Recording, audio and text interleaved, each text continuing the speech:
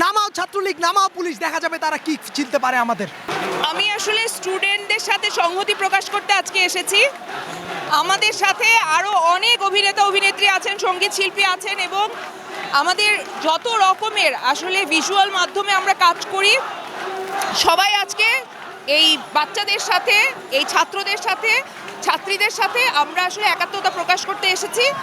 এটা অবশ্যই ভয়ঙ্কর বিভৎস ঘটনা, কুৎসিত একটা ঘটনা। একটা গণতান্ত্রিক দেশে এই ধরনের ঘটনা ঘটতে পারে না। একটা গণতান্ত্রিক দেশে কখনো নির্বিচারে মানুষের উপর সশস্ত্র বাহিনী, শান্তিরক্ষা বাহিনী, শান্তি শৃঙ্খলা রক্ষাকারী বাহিনী কখনো গুলি চালাতে পারে না, এবং এইভাবে বেআইনিভাবে কোনো স্টুডেন্টকে অ্যারেস্ট করতে পারে না, সাধারণ মানুষকে অ্যারেস্ট করতে পারে না। এটা কোনো গণতান্ত্রিক দেশের চিত্র না।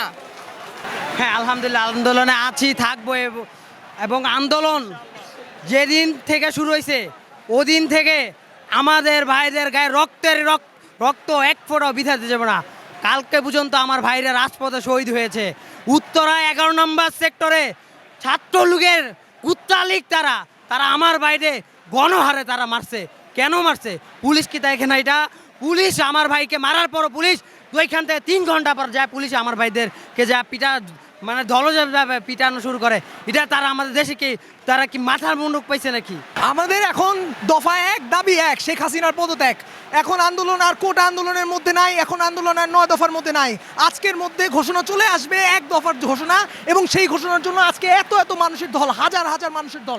নামাও ছাত্রলীগ, নামাও পুলিশ, দেখা যাবে তারা কি চিনতে পারে আমাদের।